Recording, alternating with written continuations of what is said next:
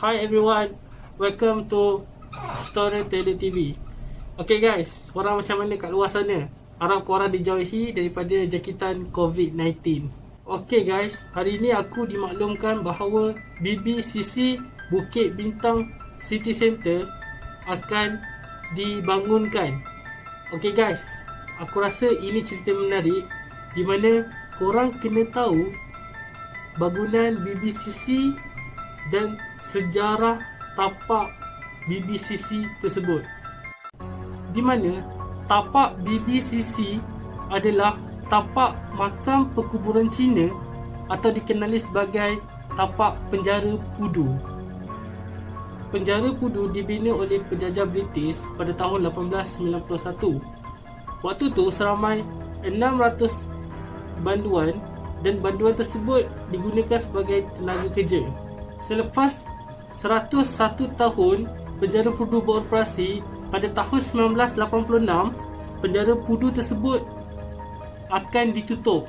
Pada tahun 1997 kerajaan Malaysia menjadikan penjara Pudu sebagai tempat orang awam untuk dijadikan lawatan. Pelancongan ataupun lawatan ke penjara Pudu ditamatkan pada tahun 2012 di mana projek Bukit Bintang City Centre akan dilaksanakan. Sekarang ni aku nak ceritakan kisah-kisah seram yang berlaku di penjara Pudu dan apabila bangunan BBCC dilaksanakan. Antara kisah yang paling popular adalah kisah bilik terakhir, di mana bilik terakhir tersebut adalah bilik untuk banduan sebelum ke tali gantung. Daripada pengalaman warden yang menjaga waktu malam, mereka akan melihat kelibat kambing hitam yang di mana kambing tersebut akan masuk ke dalam penjara tanpa pintu tu dibuka.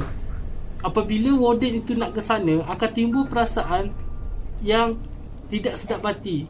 Dan warden akan sentiasa patah balik dan tidak ada seorang pun yang berani untuk datang untuk tengok kambing hitam tersebut.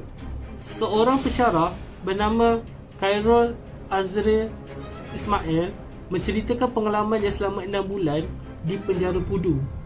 Di dalam satu video hasil rakaman daripada Khairul Azril, ternampak satu garisan putih panjang dan melengkung, seolah-olah penampakan kelibat seorang perempuan berpakaian baju putih sedang berterbangan.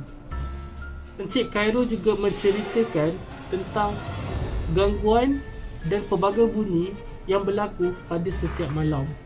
Yang paling menyeramkan, apabila ingin merakam sesuatu video ataupun tangkap gambar, Encik Khairul akan diganggu seperti ada ketukan di kepalanya sebanyak 3 kali.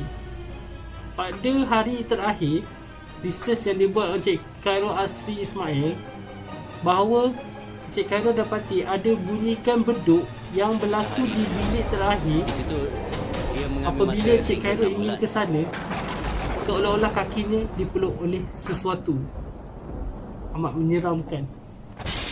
Pada tahun 1996, waktu berlaku pengosongan tapak tersebut pada hari terakhir, pihak-pihak kontraktor waktu melakukan kerja, mereka akan mendengar bunyian sayu, nangisan, jeritan meminta tolong di dalam penjara tersebut. Apabila ketua construction tersebut memanggil pawang atau bomong untuk elak daripada gangguan tersebut akan berlaku juga pada waktu malam. Hampir setiap hari mereka diganggu dan setiap malam mereka diganggu waktu bekerja. Dikatakan oleh construction sana bahawa mereka diganggu oleh roh-roh yang digantung sampai mati, yang roh mereka tidak tenteram. Cerita terakhir, di mana cerita ni sangat popular, di mana ada banduan yang berbangsa Cina yang mempunyai pakar kemahiran untuk melukis dirinya sebelum dirinya ke tali gantung.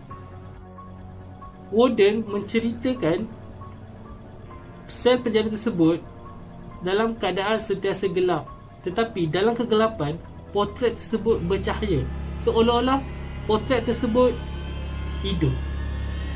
Banduan yang masuk dekat penjara Pudu akan mengadu bahawa mereka akan dapat kelibat atau bayangan seseorang yang berkeliaran di sel yang ada potret tersebut. Dari perkuburan Cina ke penjara Pudu yang di mana roh-roh ketali gantung yang tidak tenteram dan menjadi sebuah bangunan. Adakah roh-roh yang tidak tenteram ni akan menghantui pekerja atau orang yang datang ke BBCC tersebut pada masa hadapan? Mari kita nantikan. Okay guys, itu sahaja cerita untuk hari ni. Kalau korang berminat dengan cerita-cerita seperti itu, korang tolong subscribe, like. Kalau korang nak dapat notification, tekan loceng dekat bawah. Ataupun korang ada cerita-cerita korang yang ingin diceritakan, tolong komen dekat bawah. Okay, thank you. Assalamualaikum.